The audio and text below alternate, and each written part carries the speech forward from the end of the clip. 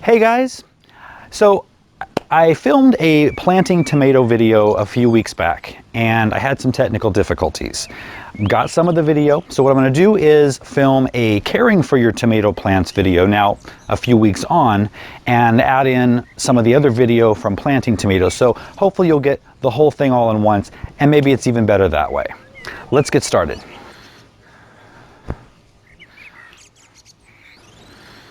So I have the tomato plants I started from seed a few weeks ago and they're going strong and ready to be planted out. They have really strong stems and a great root system. I'm going to be planting my tomatoes in the raised planter like last year, and that will keep my little critters out if we still have any around. The soil has been prepared. It's a good organic raised bed potting mix. To that I've added a handful of rock phosphate right in the bottom of the hole. Don't put any dirt on top of it, put the tomato plant right on top of that rock phosphate.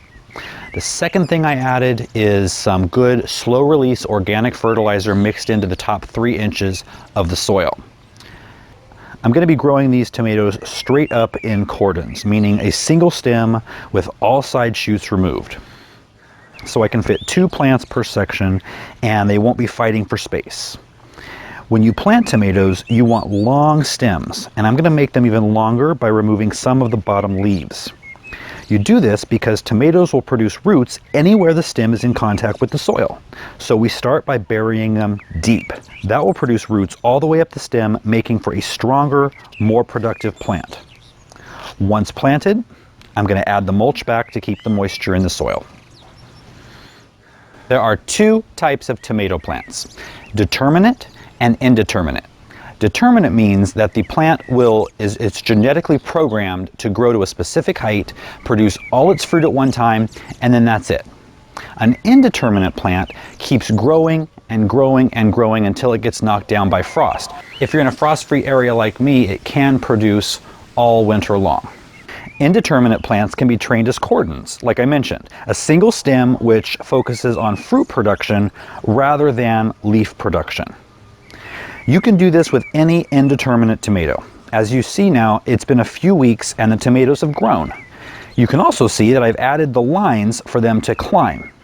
I have one line going across the bottom and the vertical one's tied onto that and going all the way up to a lateral support I have at the top.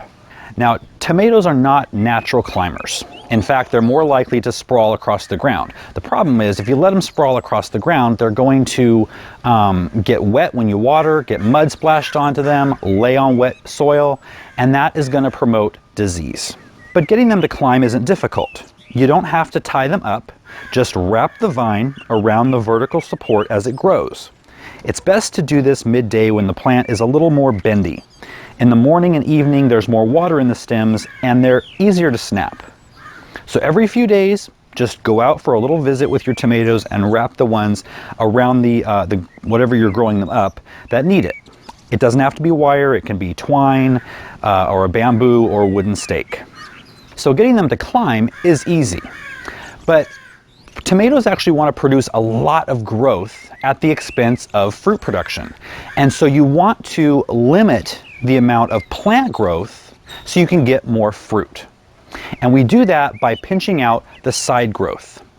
So every few days when you're out visiting your plants, look around for the side shoots.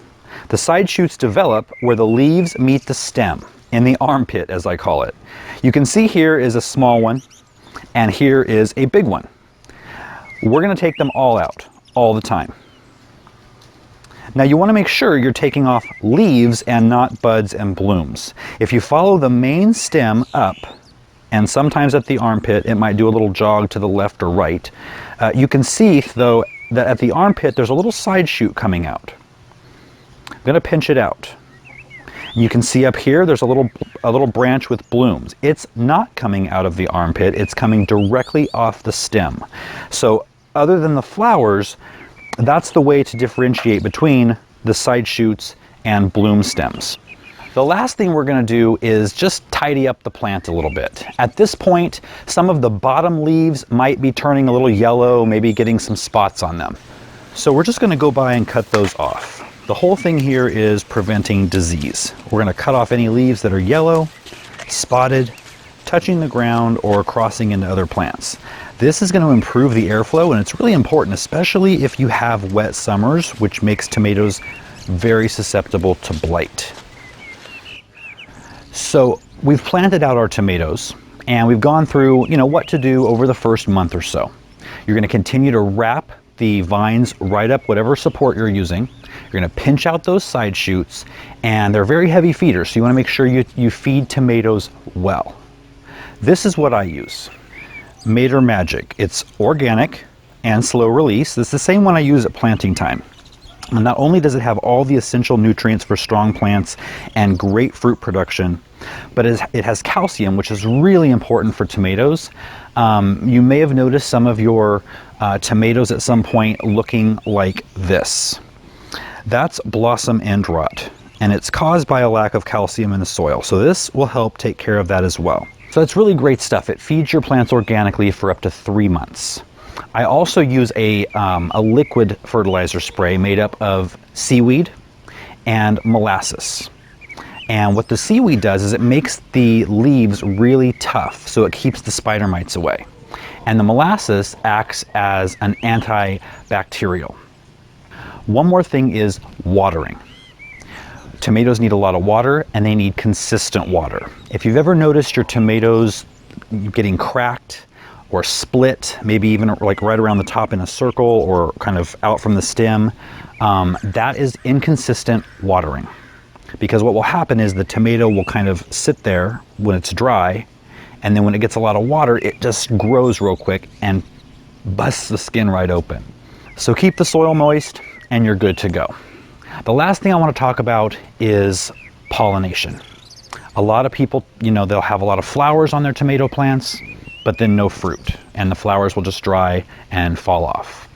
We need to attract the pollinators just like everything else.